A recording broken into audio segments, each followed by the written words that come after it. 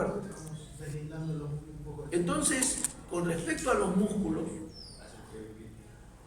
músculos generan la fuerza se transmite a los huesos adquieren cierta velocidad, entonces los huesos ya tienen fuerza y velocidad, y cuando se incrementa la velocidad también tienen aceleración, y eso se transmite al objeto que nosotros queremos, en este caso, propulsar. Como le digo, puede ser atletismo, pruebas de campo, ¿no? Puede ser fútbol, patear un penal, sacar un saque de fondo, puede ser voleibol, hacer un saque, ¿no? Etcétera, un mate sobre la net. Claro, un básquet, lanzar una pelota. Entonces, la fuerza va a estar en función a la técnica, ¿no? La fuerza va a estar en función a la técnica. Ustedes lo que van a regular es la fuerza en función a la técnica. Por ejemplo, básquet. Yo quiero hacer un tiro de 3 puntos. Se supone que es fuera de la bomba, ¿no es cierto? Tengo que haber estudiado esa técnica de lanzamiento, ¿ya? Entonces, ya depende de la habilidad y el talento de cada jugador. Pero alguien ha tenido que dirigirme, alguien ha tenido que entrenarme para yo hacer esa técnica de lanzamiento, ¿no es cierto? No es lo mismo lanzar para 3 puntos que lanzar un tiro libre, ¿no? En la bomba, no es lo mismo. Parece lo mismo, ¿no? Y ese es el asunto que yo quiero que ustedes entiendan. ¿Para qué vienen a la universidad si en el fondo es lo mismo? No, no es lo mismo. Y los que saben de básquet, evidentemente le van a decir que no es lo mismo, ¿no es cierto? No es lo mismo. Entonces, ya ese jugador tiene experiencia de gesto motriz, regula la fuerza con que lanza la pelota para 3 puntos. Y el que está haciendo un tiro libre también regula la fuerza para hacer un punto. Y eso, en la medida de que tenga más experiencia, esa experiencia se va quedando en su cerebro a manera de un circuito.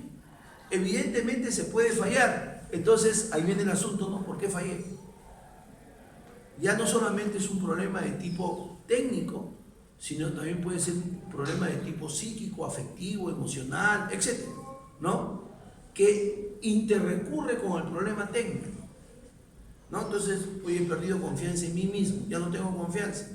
Entonces, si no tiene confianza, a pesar de que aprendió bien la técnica, no tiene confianza, entonces hace un lanzamiento defectuoso. Ese es otro aspecto. Por eso existe una de las ciencias del deporte, se llama psicología deportiva. Eso, obvio, yo no lo he inventado, no lo he creado. Los que practican deporte saben que también se requiere de asistencia de psicólogos, ¿no? Para afirmar ciertos aspectos. ¿Por qué? Porque el ser humano, quiero que entiendan esto muy bien, no es una persona que tiene una vida en una línea recta y que esa línea recta siempre es ascendente. No, no es una línea recta, es una línea que se quiebra. Tenemos alzas y tenemos bajas, y de repente esa línea al final está yendo por arriba, chévere, pero a veces bajamos, a veces subimos, a veces bajamos, y en el deporte también se da eso, pues. Los músculos todos tienen la misma composición, ¿cierto? Fibras. Claro, como les he relatado, ¿no? Y dependiendo a la forma que tiene el músculo, porque el bíceps no va a ser igual al pectoral, ¿cierto? De acuerdo. Influye a la hora de transmitir la fuerza. De acuerdo, claro, de acuerdo. Mira, cuando hablamos de forma de músculos, la forma más común que tienen los músculos es la forma de un uso, ¿ya? Y a eso se llama fusiforme. El término fusi significa uso y el término forme, forma de uso. Esa es la más común. Significa de que la parte central del músculo es el vientre muscular y los extremos son los tendones. Entonces, un músculo, ojo, también esta es otra idea fundamental, no solamente es vientre. Un músculo es vientre, tendones y las bolsas que recubren a las fibras musculares a las cuales hice alusión al inicio de la clase. Y entonces, Un autor hace 50, 60 años dijo lo siguiente: un músculo estriado tiene 3 componentes funcionales. El vientre muscular le llamó componente contráctil, el que genera la fuerza al contraerse. Y el vientre muscular, como ya hemos señalado hace un momento, está formado por las fibras musculares. Pero además, el músculo tiene elementos que lo fijan, que lo unen al hueso, y en anatomía eso se llama inserción. Entonces, esos elementos que lo unen, que lo fijan al hueso, son los tendones. ¿Los tendones tienen la misma estructura histológica que el vientre muscular? No. ¿Por qué? Porque los tendones son otro tipo de tejido. ¿Ya? Es una variedad de tejido conjuntivo que se llama tejido fibroso denso. Y los tendones no se contraen. Se pueden acortar, sí, pero no se contraen. ¿Ya? Solamente la única parte del músculo que se contrae es el vientre. ¿Y por qué se contrae el vientre? Porque está formado por fibras musculares. Las fibras musculares sí se contraen, se acortan, y al acortarse o al contraerse generan fuerza. El tendón por sí solo no genera fuerza. Lo que hace el tendón es transmitir la fuerza que genera el vientre hacia los puntos de inserción.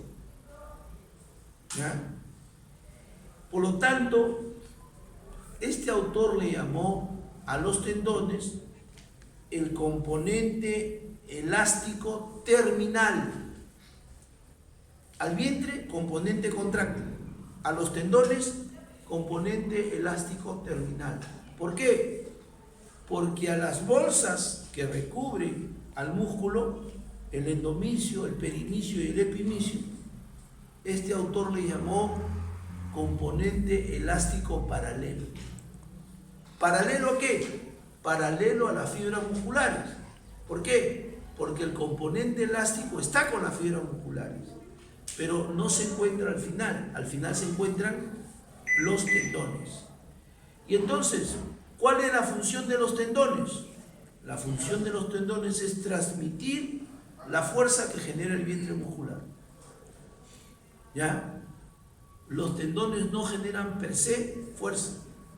Ahora, claro, si uno estira un tendón, y en general se estira todo el músculo, un músculo que se estira genera una tensión en el sentido contrario al estiramiento. ¿Ya? Cuando nosotros, por ejemplo, hacemos flexión de codo, el bíceps braquial se acorta para poder hacer la flexión y el tríceps se alarga.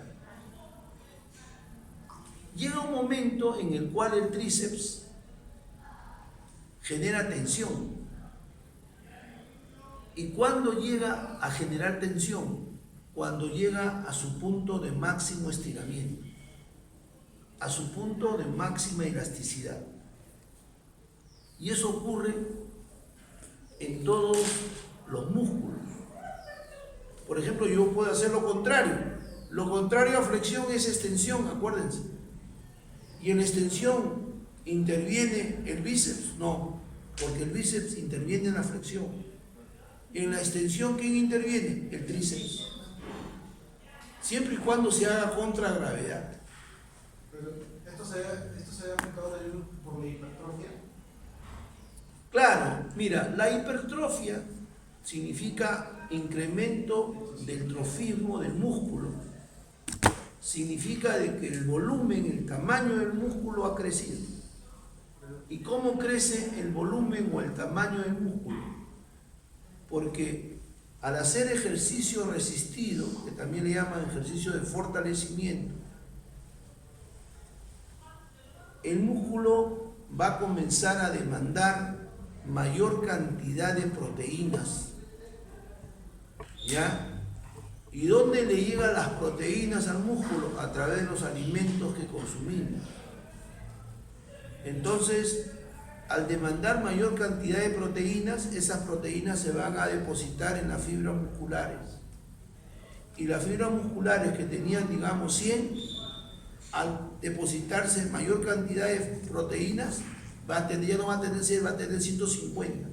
Entonces, el volumen va a comenzar a incrementarse.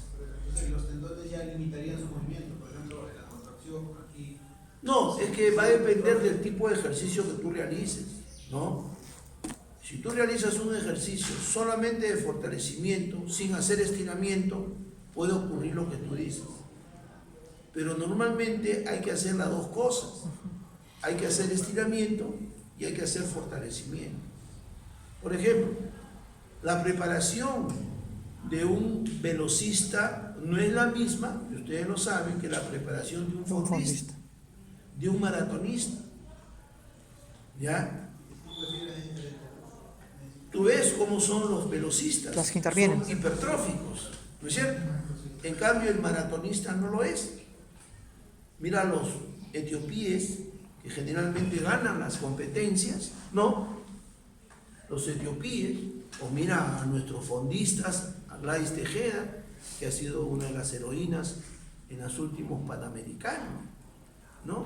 Si ustedes la ven a Gladys Tejeda, es más o menos como ella, pero un poquito más delgadita que ella. ¡Epa! ¿No? Es un poquito más delgadita que ella. ¿Por qué?